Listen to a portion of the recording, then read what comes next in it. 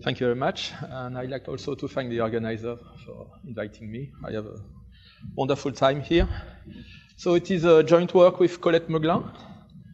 And I will try to give an overview of our work on Arthur packets for real classical groups. So let me first recall some general things about Arthur's parameters and packets.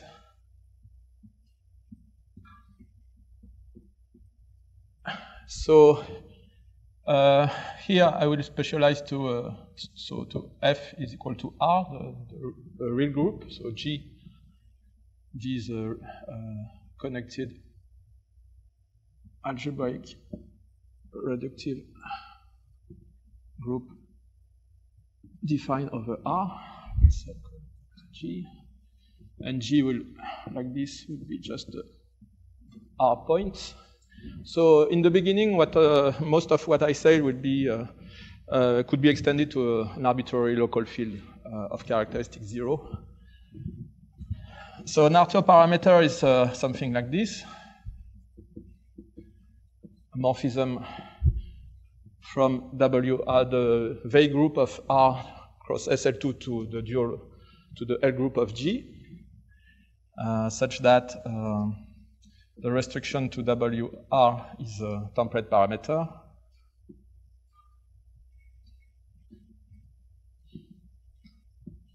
Template Langlands parameter. And the restriction to SL2 is algebraic. So we have already seen many these objects in many talks last week. And Arthurs introduced this kind of objects in the mid-80s, I think, or beginning of the 80s. And the purpose was to give a conjectural description of the discrete spectrum of a reductive group of a number field. So there are global parameters like this, and these are the local counterparts. And he gave a conjectural description of using this parameter and objects attached to these parameters. But what is maybe not clear in the literature is, so to psi we want to attach something which is called an Arthur packet, but what is exactly an Arthur packet? Is it a set of irreducible representation of G? Is it a set with multiplicities? Is it a set of representation of irreducible representation with some extra data? So maybe it's not always clear what it is. So here, maybe a convenient description would be to attach an object pi A. So this is a little pi of psi, which is the following kind of object. This is a linear combination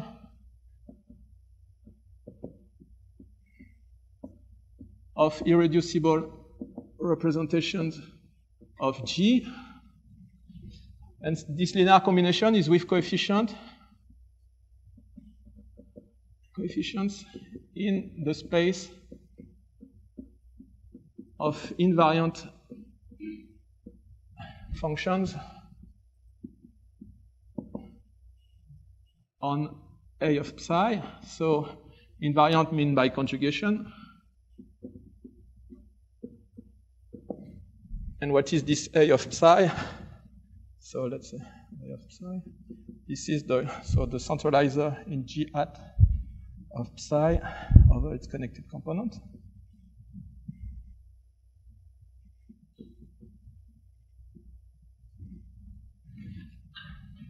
So here maybe in general we need something slightly more general than this. We need a covering of this group. So maybe here I will assume that it's a pure inner form of a quasi-split group. So I don't need a covering here. I can just work with this group of connected components of the centralizer of the parameter.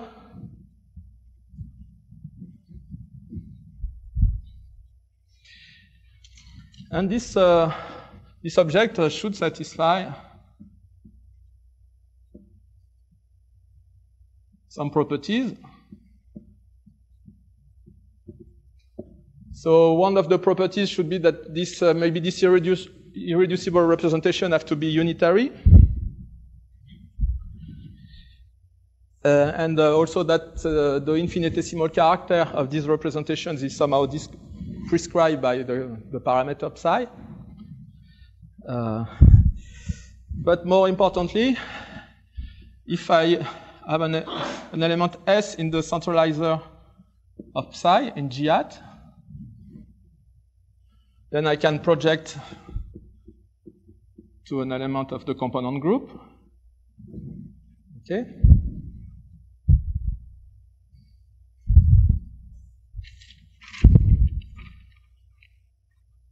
And I can evaluate this linear combination of representation with coefficient in invariant functions on the component group on this element. Well, actually not this element, but we need to translate a little bit. So this is psi of 1 minus identity. So this is in WR, and this is in minus the identity in SL2. So this element, I call it S of psi. And this is, of course, it centralizes the parameter. And so now what I want to define is pi of psi and S to be this pi I of psi evaluated to S times S of psi, this particular element S of psi introduced by Arthur. And the first property is that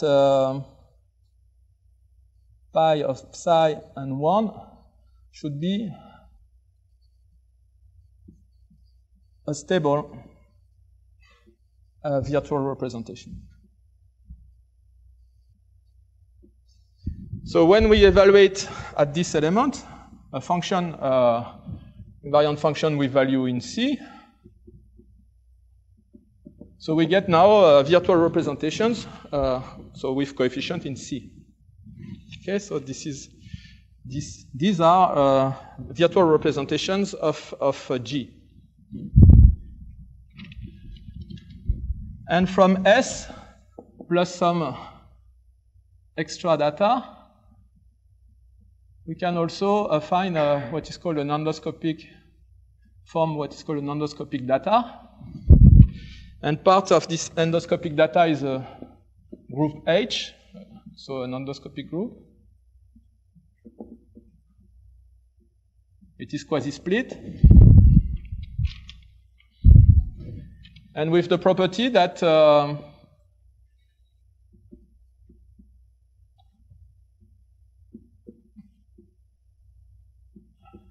there is a kind of factorization like this by a parameter, let's call it psi of S of the parameter. So now I have this representation pi of psi of S and S, which is now, S now is a central element for H, for L of H. So this should be stable. But for H, a stable virtual representation. And now this pi of psi, now, so now this is, maybe I should put here that it's respect to H and here that is respect to G, right? It's more clear.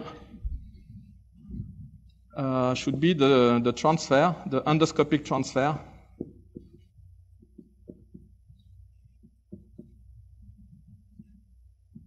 of the stable one here for H.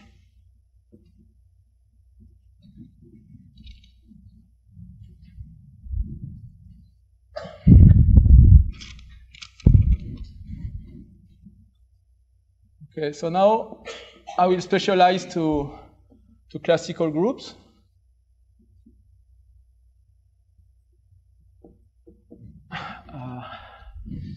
So these conjectures from the 80s were solved by Arthur for classical groups in his fundamental work, which appeared in this book in 2013. So what kind of group I am interested here? G would be sp2 a classical group, so sp2n.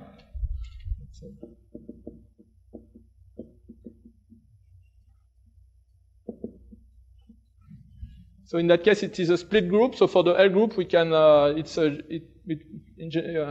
is defined as a direct product here. So we can just forget about. Well, let's write it like this.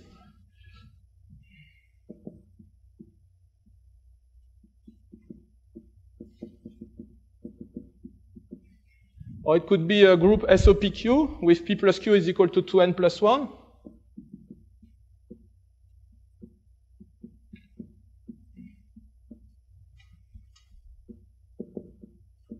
Here again, it's a split group, so the L group is just the direct product of G hat and WR.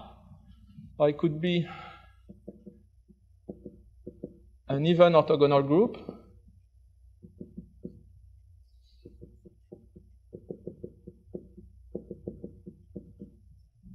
But which is an inner form of a split group.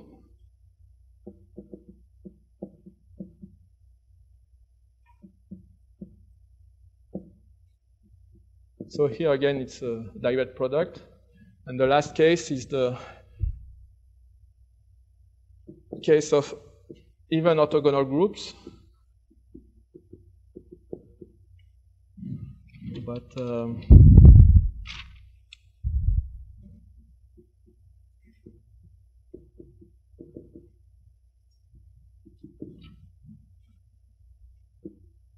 and here,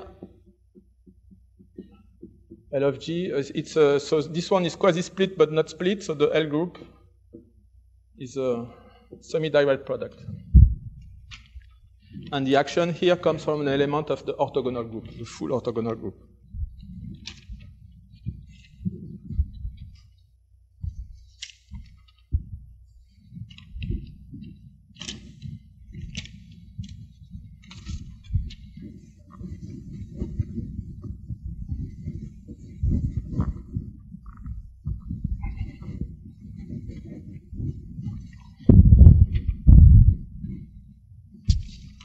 So there is a fact, is that this component group A of psi for classical group is abelian. In fact, it's a two group.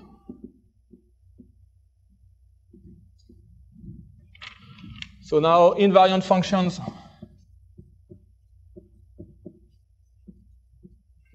are just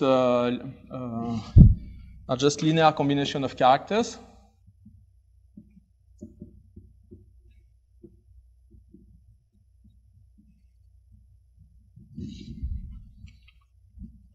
So now this object, in that case, pi of psi, is now a linear combination of irreducible representations of G times A of psi with coefficient in C.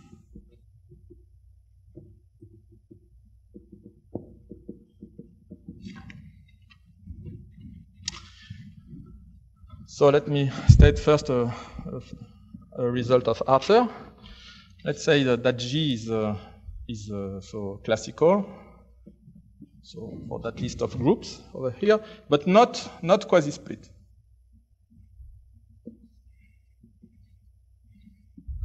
So some SOPQ.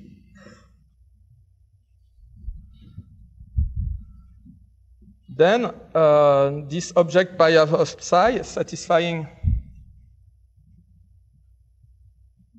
the required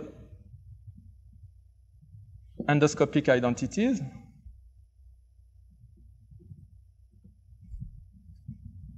that I mentioned here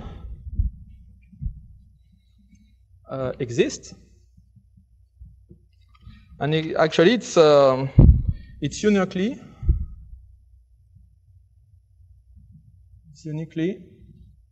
determined by these properties.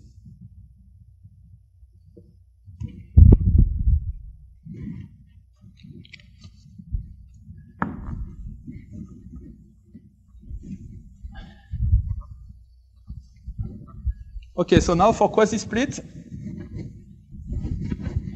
what happens is that you see when we take S is equal to 1 here, the endoscopic identity is not trivial because it's the endoscopic transfer to the quasi-split inner form.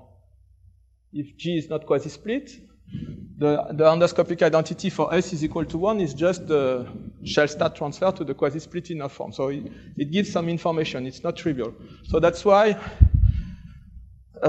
this holds. But for quasi-split group, when you take S equal 1, you get something tautological. You get no information. Okay, it's the transfer between the group and itself. So G is quasi-split, and S is equal to 1, we have a tautology. So pi I of psi is not determined by the endoscopic identities.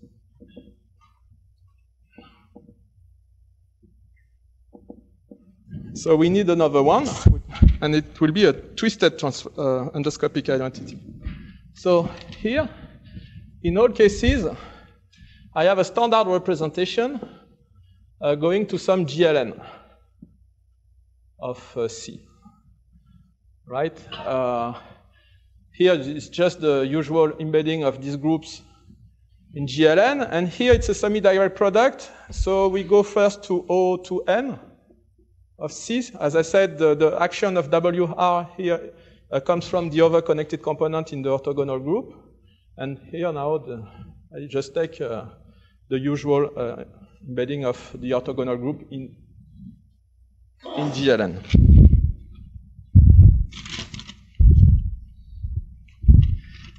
And so I can compose the Arthur parameter psi with the standard representation, and I call it again psi. I make no distinction in the notation between the parameter for G and its composition with the standard representation here.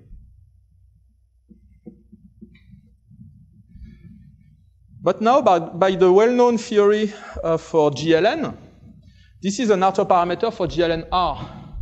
So attached to this is a representation that I will call PGL of psi. This is an irreducible unitary representation of GLN of R. So it is induced unitarily from a product of Speer representations in a way which is very explicit. So I got this representation, which is now a representation of this GLN.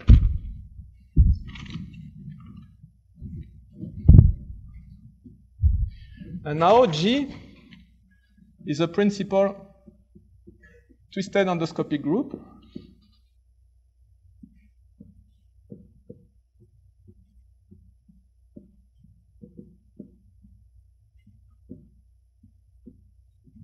For GLN R with respect to the Arthur automorphism.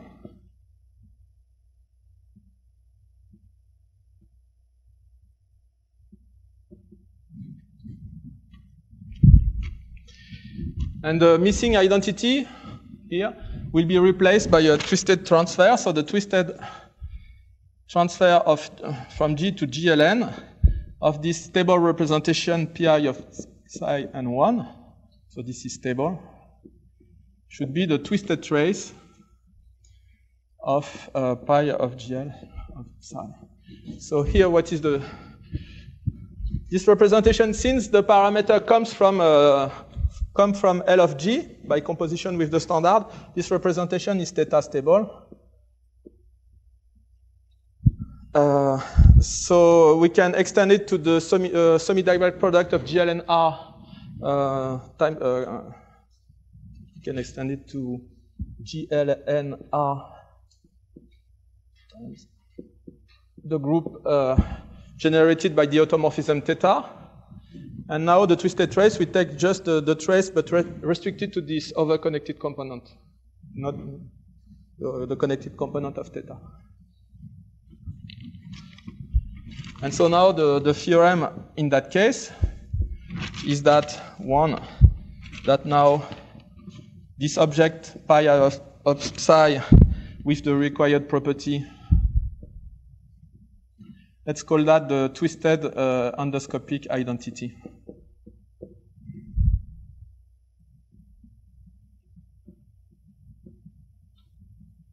So this is standard endoscopy, and twisted endoscopy exists and is uniquely determined. And two, Arthur proved something more in that case for quasi-split group, is that this psi I of psi has coefficient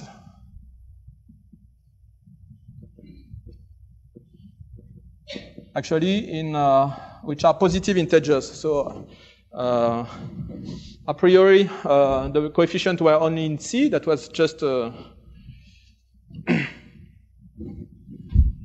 linear combination of characters with coefficient in C, but the coefficients are actually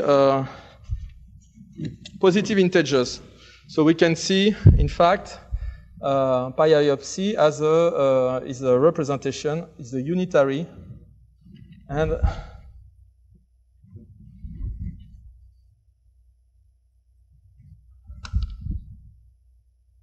so we can see it as a semi-simple representation, and in fact it is unitary.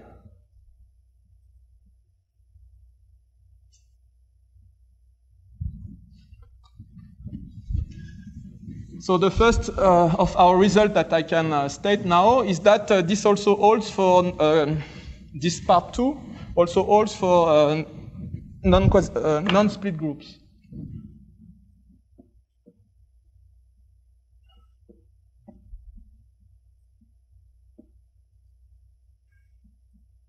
For non-quasi-split group.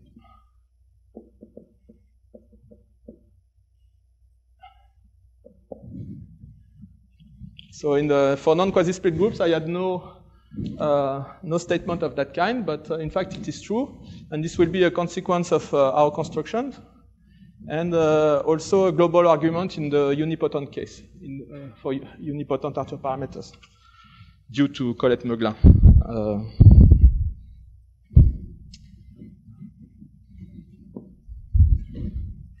Okay, so now we can view this PA of psi as a semi-simple representations of the group G times A of psi. Okay, so it's a unitary representation of this group. So I can decompose it according to isotypic component either in G or in A of psi. So we can write as a sum of the characters of the component group eta of some representation psi eta times eta. So this will be a unitary representation of finite length.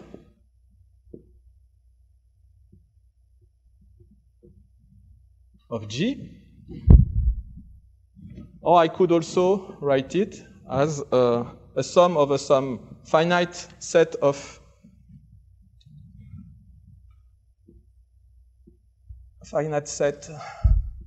irreducible unitary representation of G, which now I can call the Arthur packet attached to psi of a representation pi times rho pi, and here it's a finite dimensional representation of the component group.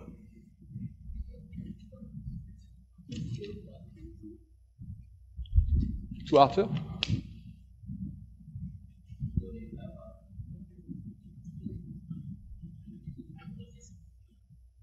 but not, well, there is also a chapter about non-quasi-split group, and I think this statement is okay for non-quasi-split groups.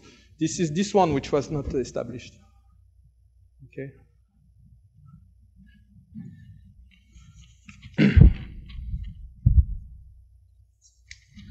So now we have this well-defined Arthur packets here, and now it's easy to interpret what should be the multiplicities of. I mean, it gives a meaning of the multiplicity for a representation in the packet. It will just be the dimension of this row of pi. That will be the multiplicity of pi in the packet.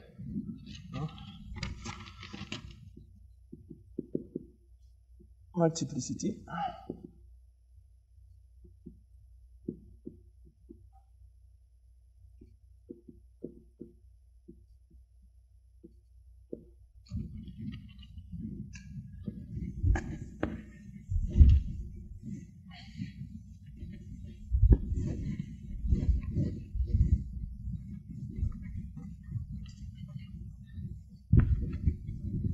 So now what are the problems we want to solve? Say problem A give us, let's say, Langlands parameters of representations in, for instance, in this semi-simple representation attached to pi and a character eta, or eta, a character of the component group. And problem B, establish multiplicity 1.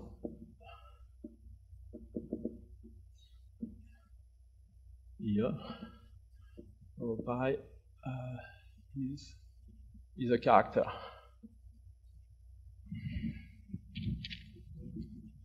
Is one-dimensional.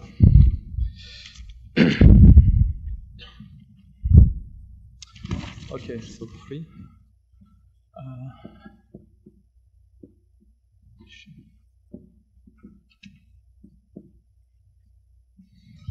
So recall that we had this parameter like this for the classical group, composed with the standard representation into GLN of C. So now I can write the decomposition into irreducible representation. So these are irreducible representation of WR plus SL2. And so to describe these, let me call R of A the A-dimensional algebraic irreducible representation of SL2 of dimension of SL2 of dimension A. And now for representation of WR, I have two types of irreducible representation. One-dimensional representation, let me call them gamma of S and epsilon. So S is a complex number, and epsilon is equal to 0 or 1. And there are two-dimensional representation delta of S1, S2. Here S1, S2 are in C, and S1 minus S2 is positive integer. So these are irreducible representation of WR.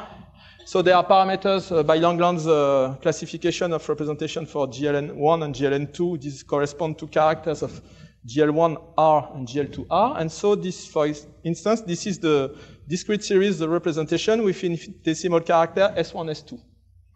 Yes?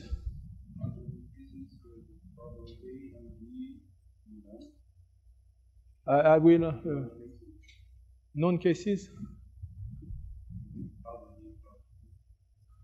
I will describe this. This is the problem I will try to. We were trying to solve, and I will give our result.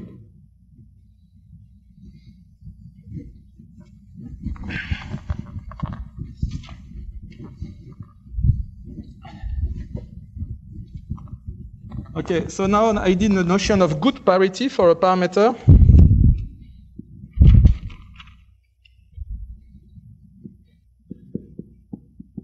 So we decompose this like this into irreducible parameters, and psi I is of good parity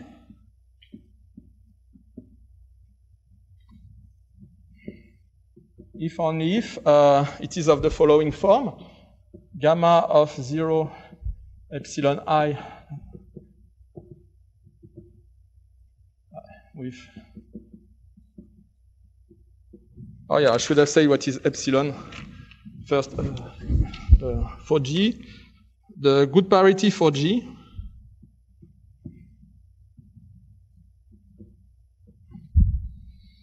is 0 mod 2 if G hat is orthogonal, and 1 mod 2 if G hat is symplectic.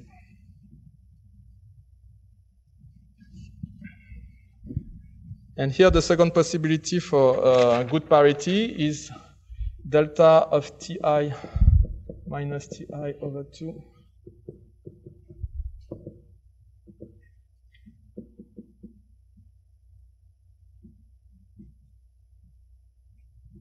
put some J here.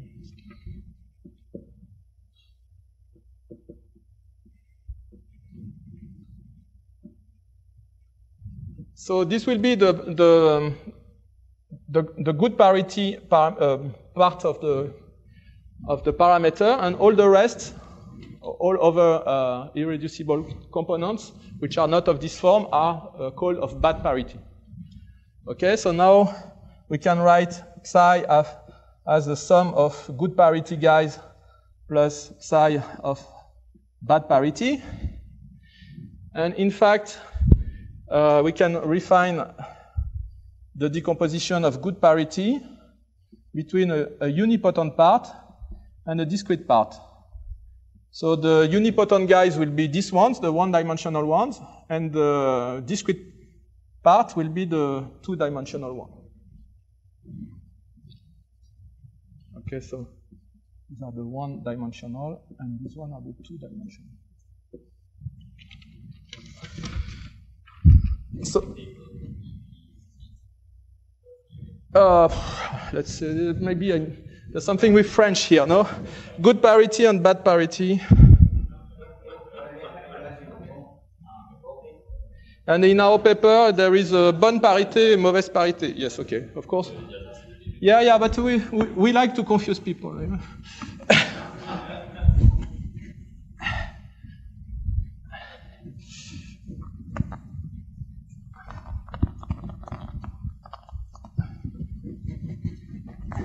But sometimes it confuses myself.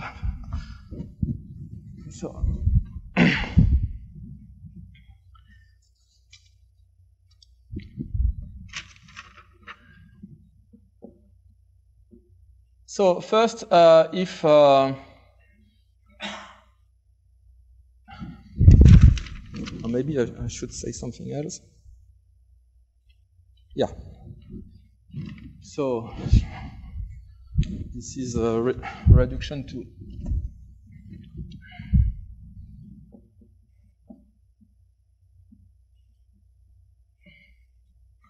good parity.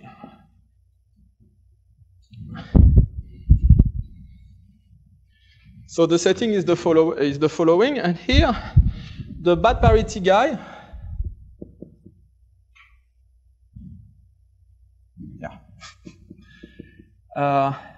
is actually can be split into the sum of some representation rho plus its dual, its contragradient. This is because the parameter comes from the parameter of a classical groups. Okay, so it has some self-dual properties, and the bad parity has to be self-dual, so it's of this form. And there is a fact, is that the component group is the component group of the good parity, of the parameter of good parity. And also, the parameter of good parity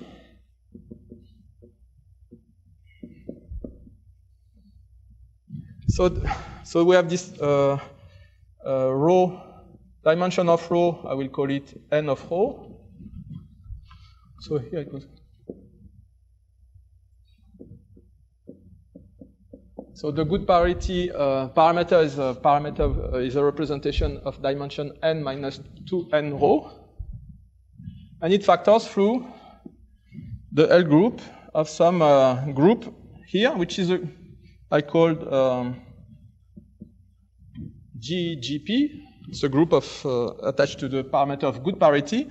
So this is a GGP will be a classical group of the same type.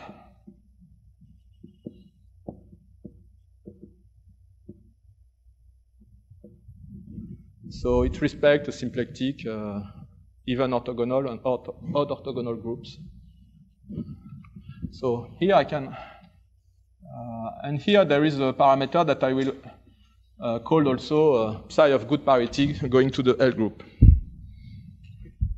And furthermore, GL of n row of R times G of good parity is a Levy. It's a Levy factor of a parabolic. It's a Levy factor of G.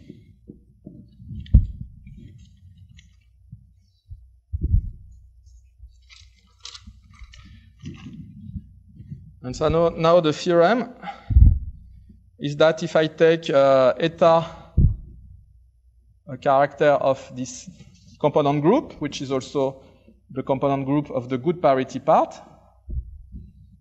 okay, then pi of psi eta is obtained by induction, just usual parabolic induction. Oh, yes, I forgot something. So here, attached to this rho, is a representation PGL of rho of GL and rho of R, right? By the theory for GLN. So this is an Arthur parameter. Rho is an Arthur parameter for GL and rho.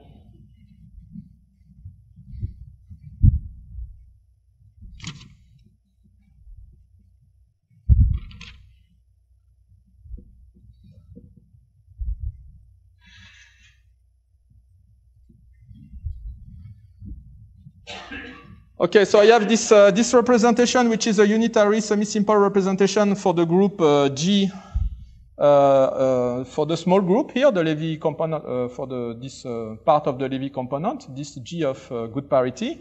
So it's a smaller group. And this semi-simple representation is, so this is a unitary representation. So the induced representation is also unitary. But furthermore, there is an irreducibility result that if pi is in the packet associated to the good parity part, pi prime, let's say, then the induction is irreducible.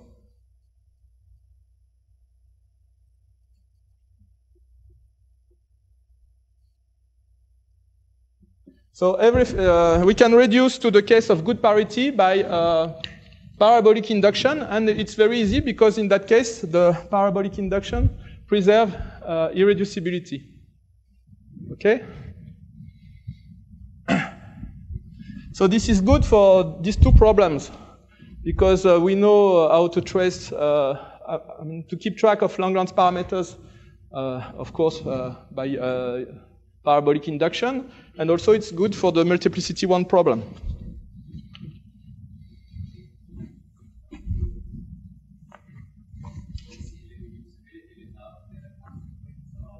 I will say so. So the proof is very complicated. The proof we gave is very complicated. I suspect there is a smarter proof, maybe using Kazhdan-Lusztig theory, because you see this has integral infinitesimal character, and this is as the bad parities. is somehow with non-integral infinitesimal character. And the two cache diagnostic algorithms shouldn't mix somehow. But I couldn't write a proof like this, so we could give a proof by a series of tricks. And we use the result for unitary groups. And for unitary groups in type A, there are some irreducibility results that we could use. But this is not very conceptual, our proof. Okay.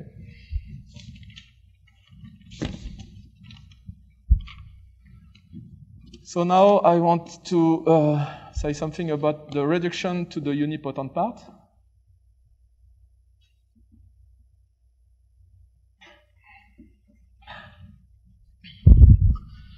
So now we can assume that P is of good parity, and there is a discrete part and a unipotent part. And what I want to do is to reduce to a unipotent part. So it's in two steps. The first step is that we consider a regular case. So psi of D is a sum of delta of Tj over 2 minus Tj over 2. And we can assume that T1 is much bigger than T2, which is much bigger than T, let's say, R, which is big. So maybe big here means with respect to the unipotent part. So there is a condition like this. But in fact, to make the reduction, I can do something more general.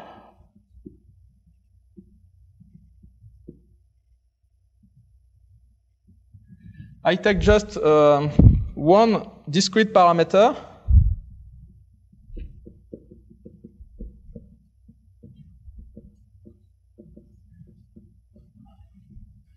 and with T big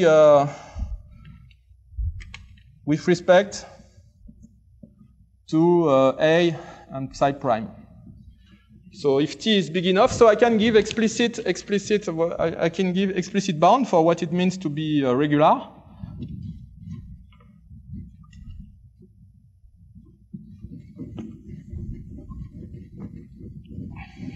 So now I would like to reduce, to describe the parameter attached to a parameter like this in terms of the corresponding parameter for psi prime, and the corresponding packet for psi prime.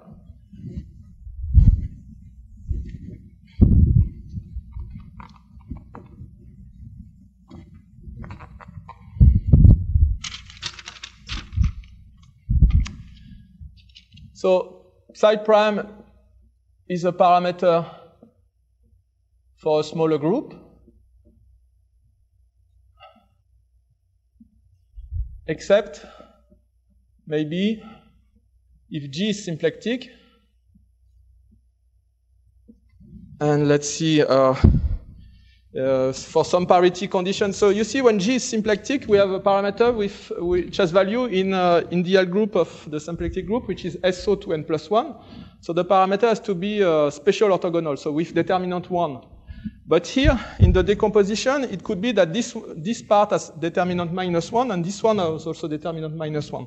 So psi prime could have determinant minus 1, so it's not a parameter for a smaller symplectic group. So in that case, we just tensor. In that case, we just put, this is the sign representation of WR tensor with psi prime. So we change the sign of the determinant of psi prime, and now this is a parameter for G prime in all cases, and in all other cases we just put psi prime epsilon is equal to psi prime, and so we have a parameter for a group J prime smaller of the same type.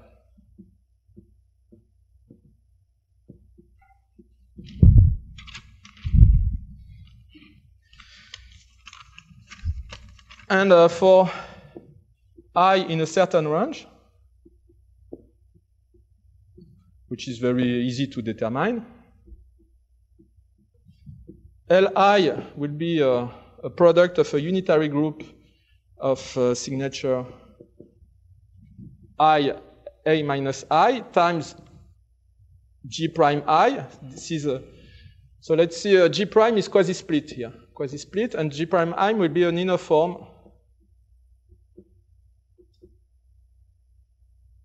of G prime. So that this yeah, okay. So for instance, yeah, so this is a Levy factor of a theta stable parabolic. So the kind of Levy factor we use for cohomological induction in real groups. Okay, so for instance, if G is equal to SO74, I can have some L equal to, let's say, U11, SO52, or something like that. And the fact here is that now the component group is Z over 2Z cross the component group for psi prime, or psi prime epsilon. So this is a fact.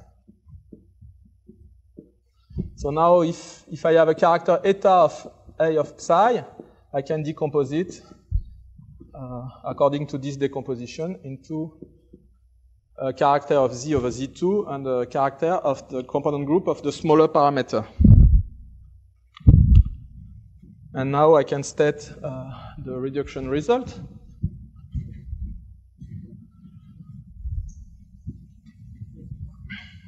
Now our packet for psi will be given by the packet for psi prime by cohomological induction. But it's difficult to give a precise statement here without you introducing too much notation.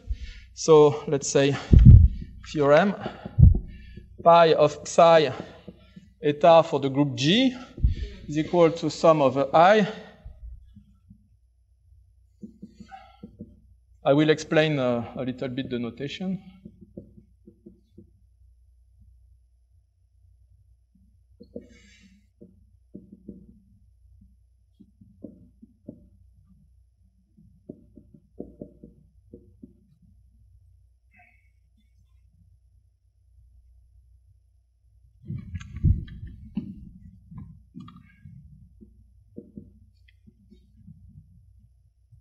So this is the representation we are supposed to know about by induction. And we want to form the corresponding representation for G associated to the parameter eta, to the character eta of the component group. So here, psi I of t is a character, let's say a one-dimensional representation of the factor of the unitary group.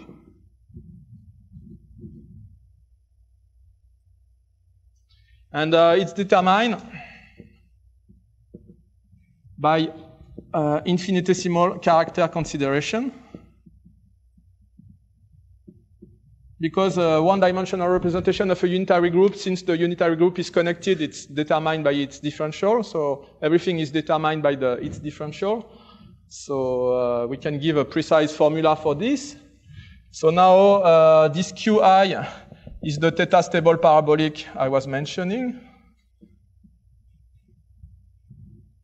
And these are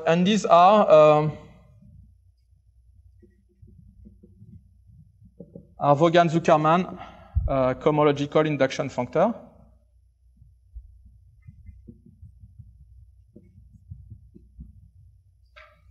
But renormalized, and here I won't be precise about the normalization. It's too heavy to state. And what else? And yes, and Si is a character of Z over 2Z, and it alternates with I. So the difficulty here to determine this character is to know if it's trivial for I equal 1 or not. Or it's the sign, how it starts. And after that, we know that it alternates with I.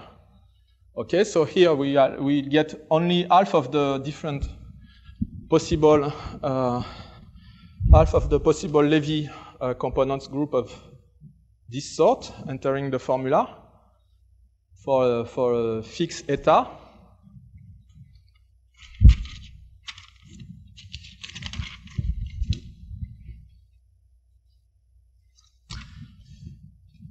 Yeah, so I should have said something about the proof of this theorem here. Basically, the first part is the fact that parabolic induction commutes with transfer, with endoscopic transfer. And it's also, parabolic induction commutes with twisted endoscopic transfer. So the first part is formal. The really difficult part is just this irreducibility statement. Okay? And so here we construct now our new packets from the smaller one using cohomological induction. But the problem is that cohomological induction doesn't commute with transfer. In fact, we can see it because parabolic induction commutes with transfer and cohomological induction doesn't commute with parabolic induction. So there is a twist. And what we were able to do in the case of classical groups is to explicitly compute what is the twist.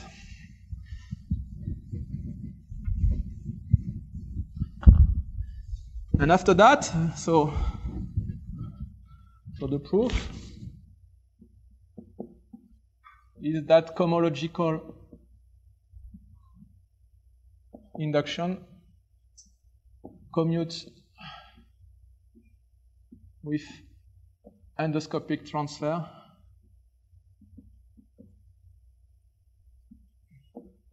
up to a twist. And that we computed. And we can somehow, this problem I mentioned here with the fact that sometimes we have to change the parameter to have a parameter of the good determinant is a sign of the presence of this twist.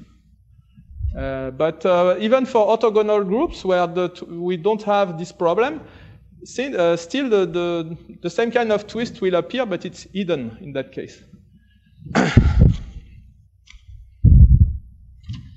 Okay, so now how good is this to the problem I mentioned at the beginning? So here we assume this regularity condition, and in that case, when we induced in the so-called weakly good range for cohomological induction. And weakly good range for cohomological induction sends irreducible unitary representations to irreducible unitary representation or 0. And we know when it is 0 or not explicitly.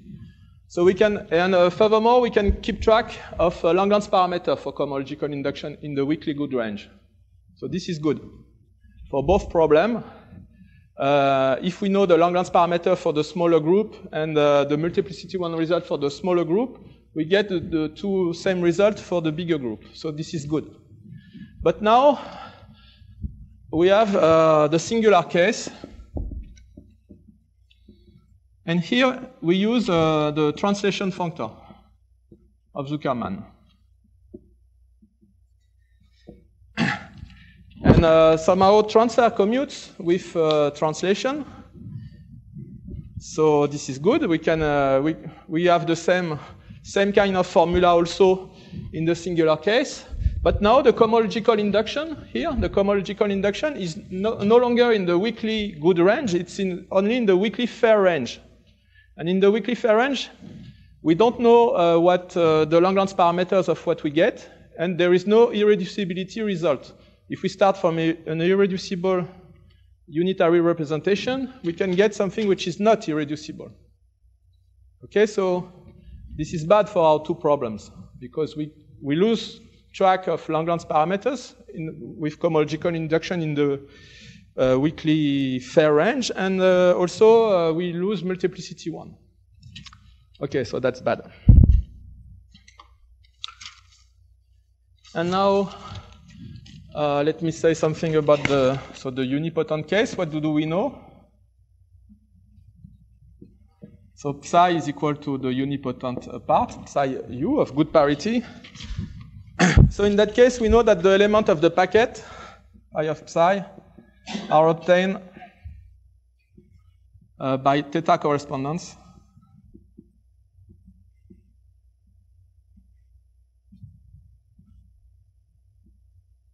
From a group of smaller rank. So people here know much more than me about theta correspondences and the unipotent representations. So for Lagrange parameters, this is really bad. I think to compute Lagrange parameters via theta correspondences, that's a very difficult problem. But we have multiplicity 1.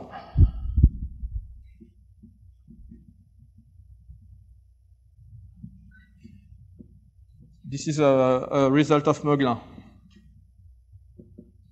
And also we know that the representation pi in pi of psi are weakly unipotent. This is something technical.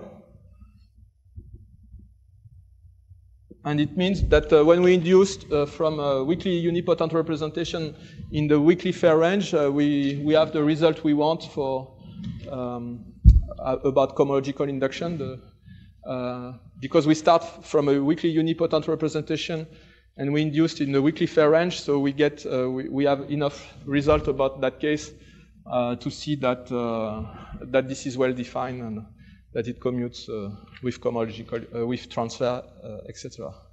So this is the situation now. So you see that if we can avoid, if we start from a parameter and we do all this reduction, avoiding the use of translation functor, and by some reason the unipotent case is sufficiently simple and we know everything, for example, about Lagrange parameters, or just the unipotent case is trivial, then we have a positive answer to our questions. But otherwise, there is these two obstructions. The one coming from the use of translation functors, and the one coming from the fact that we don't know everything about the unipotent case. We don't know Lagrange parameters. I have 2 more minutes, so maybe I will mention some other works related to this. So we also did the case of unitary groups.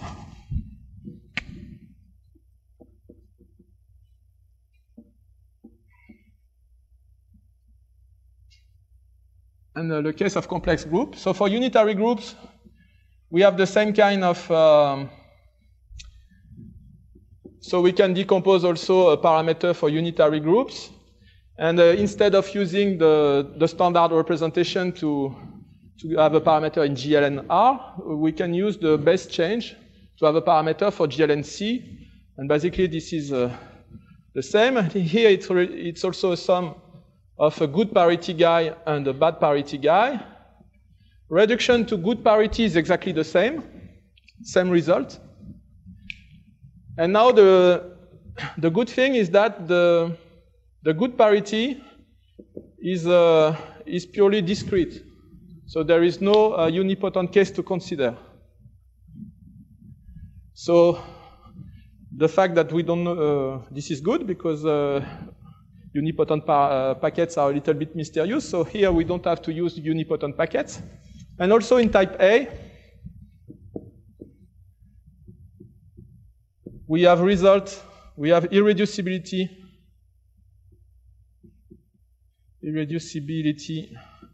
results for cohomological induction in the weakly fair range.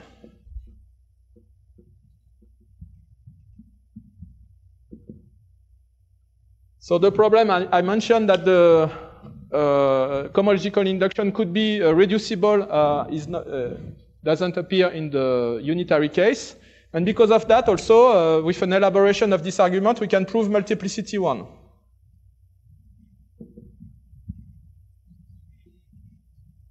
So multiplicity 1 is proved for unitary groups. And For Langlands parameter, there is an algorithm, but it's very complicated. So one can compute, in fact, one could compute cohomological induction functor in the weakly fair range by a kind of algorithm to get the Langlands parameters. But that's something which is not clear in my mind. The literature is quite complicated, but I understood that it's possible.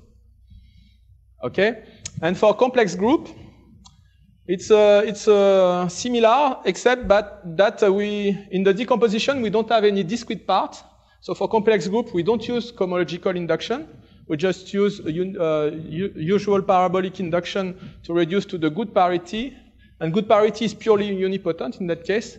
And for complex group, we have the work of Barbash and Barbash-Vaughan and on special unipotent representations for complex group. And everything is explicit. So for complex group, we have everything explicit, multiplicity 1, Langlands parameters, everything is explicit. And if you give me just one more minute, I would like to mention another work, which is our last one. It's about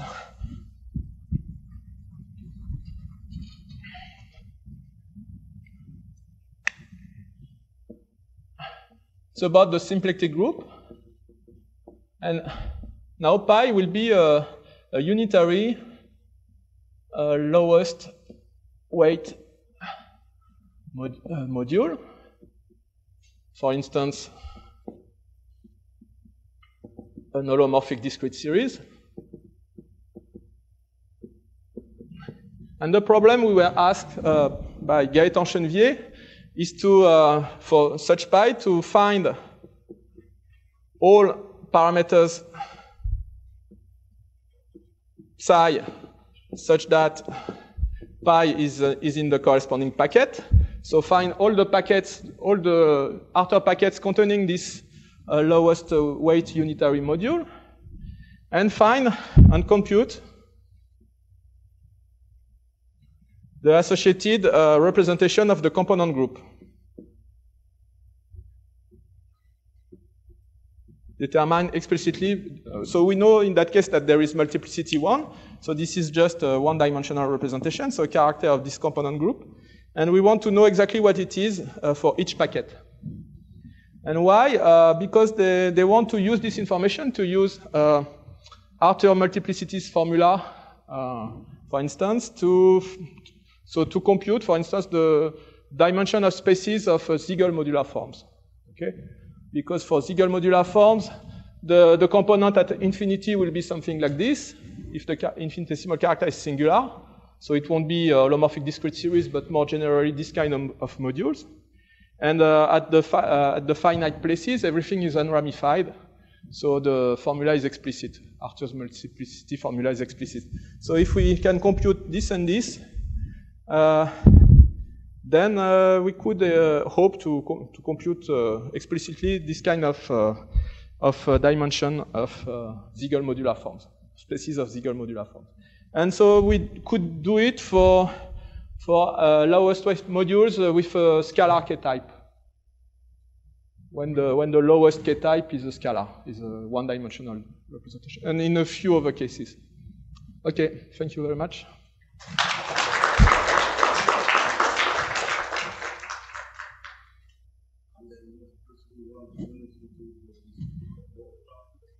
Yes.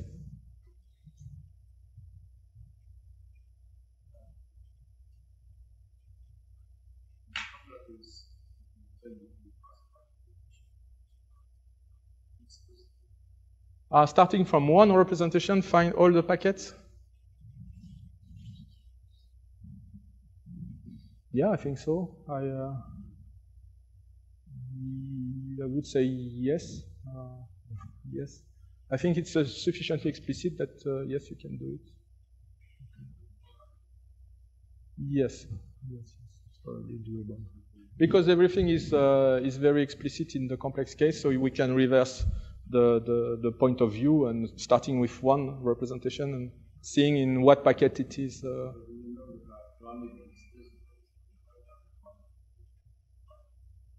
Yeah, we know all the representations in all packets, so we can just see for a fixed representation in what packet it is. Yes, yes, I think so. I think so. No, it was not in the paper, but I haven't, yeah, okay. At that time, we haven't thought of this inverse problem. Yes.